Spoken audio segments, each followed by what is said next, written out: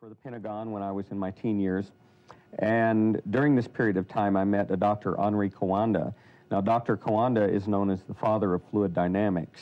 He had over 500 patents on the way fluids flow around objects. He had flying saucers, literally things that levitate by using air flowing over a surface, but with no moving parts.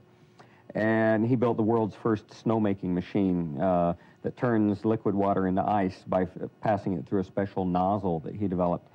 And so he was 80 when I met him, and I was 17. We were working at a Pentagon think tank, and he had a birthday party. And at the birthday party, I said, I hope I'm as healthy and as strong as you are when I'm 80 years old. And Dr. Coanda said, Patrick, when you're 80 years old, we'll talk about it. And so everyone laughed at the party and thought it was a nice little joke. And a few days later, he called me into his office, and he said, Patrick, I want to share something with you that I've worked on all my life for 60 years. And he said, I will not complete this project in my lifetime, but I feel that you will, so I'm going to give you my lifelong project, which has to do with finding the fountain of youth. Because he said there really is a fountain of youth. He said water is the most important nutrient that we put into our bodies, and it's the most ignored. And he said that water all over the world is different from location to location. And so he began to give me his research on water. And basically he said that the best water in the entire world was found in a place called Hunza, up north of Pakistan. And he said that the properties of Hunza water, which had what he called anomalous properties, were such that if I could build a machine to duplicate those properties, that I would bring Hunza water to all the people in the world, and it would profoundly affect the entire world. And so he gave me his research, and I began my lifelong quest for Hunza water, for the properties of it. And so I began researching water, and I tested every kind of energy field that you can imagine, trying to change ordinary water into Hunza water. And I tried magnetic fields and acoustic fields and different kinds of electronic fields and all kinds of things.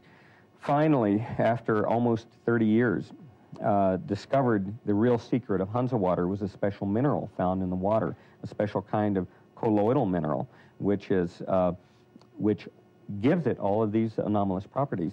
And so began trying to duplicate that mineral in my lab, and finally duplicated it after a period of a few years, and came up with a product called Crystal Energy, which was the very first development in this field. And from that developed a dry powder mineral called microcluster powder. And this is all nanotechnology. These minerals are very, very small. They're perfectly spherical. They're about 5 nanometers in diameter. 1,800 of them would fit side by side across a red blood cell. And these minerals have very unusual properties. One of these properties is that they can coat nutrients and protect the nutrients from oxidative damage. They can help carry nutrients into the body so that the body can absorb more of those nutrients. And it was during this period, and I was taking these products all along, and friends kept saying, what are you taking, what are you doing? You look younger than you did 15 years ago, you look better or whatever. And so I started giving these products away, and eventually started producing them because I couldn't keep up with all the thousands of people who wanted them. I was reading some work by Albert St. Georgi, the Nobel Prize winner in chemistry for metabolism, for metabolic research, he also discovered vitamin C. That's also his claim to fame. All the food we eat ultimately breaks down into hydrogen, which is burned by oxygen, creating energy that powers our body.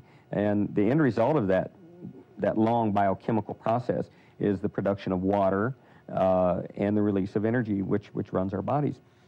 And the second thing that he said is that no electron moves in the body unless it's coupled to hydrogen.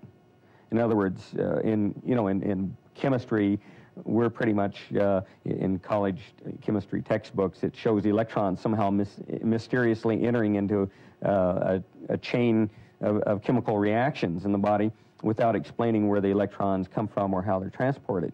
And when St. Georgi said that electrons cannot be transported without hydrogen, I became very excited.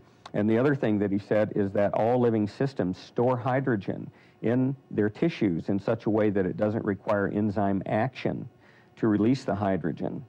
And so I began looking for hydrogen. Oh, the other thing is that he gave a chemical reaction that was done in the early 1920s and published in medical journals for measuring hydrogen in biological tissues. And when I looked at the chemical reaction, I realized that there was only one form of hydrogen that would react that way as an indicator, and that was H-, or negatively ionized hydrogen. That's hydrogen with an extra electron. And so I then developed a number of instruments for measuring hydrogen, something called photon detachment. I used the chemical test that Albert St. Georgi used, and also redox meter, similar to what you've seen so far, that meter that Dr. Higgins has shown you.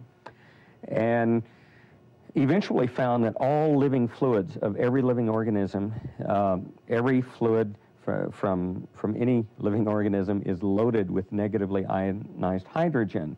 And for example, if you take an organic orange that's fresh off the tree and you measure the hydrogen, it has a tremendous amount of negative ionized hydrogen. But if you let the orange sit around in your kitchen for a week or so and measure it again, it's lost a lot of its hydrogen. And also when we cook food, all the hydrogen is gone completely. It disappears. And so I realized that there was a missing ingredient no one had ever talked about in food, which is H-, negatively ionized hydrogen. And I realized that I had made some kind of a discovery of something in fresh food that has been missed. So the strange thing is that I had a sample of Hunza water that was nearly 40 years old that I'd been researching all those years.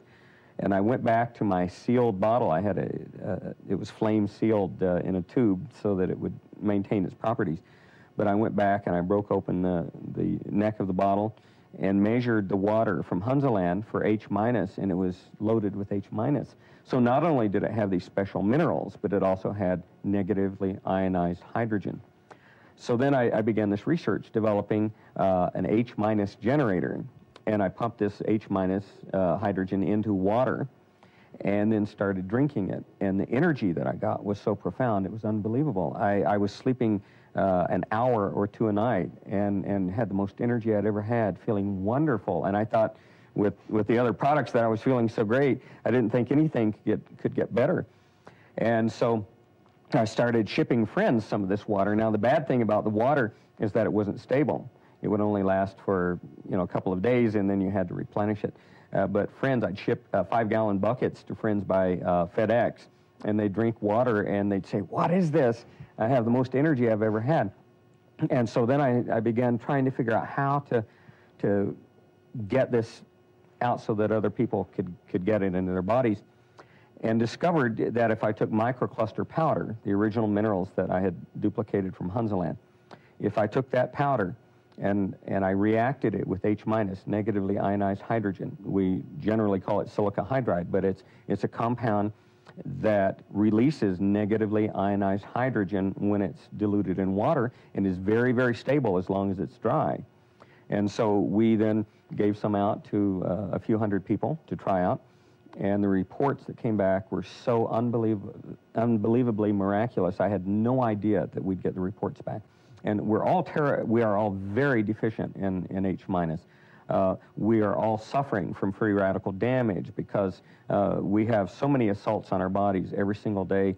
It's been estimated that we come into contact with 3 million various assaults on our bodies from bacteria, fungus, mold spores, virus, and so forth every single day of our lives. And so our biological terrain, if it's off a little bit, one of those things may dig in and begin. By the way, every single organism, every single pathogen that gets in the body, the first thing it does, and I don't know what the mechanism is, but the first thing it does is cause you to dump all your H- in your urine. And the result is that you become more deficient. In other words, when you get a cold or a fungal infection or yeast infection or something like that, your body begins losing even more H-. And so by supplementing it, we were able to return the biological terrain back to something that is more beneficial to the body and less beneficial for the pathogen.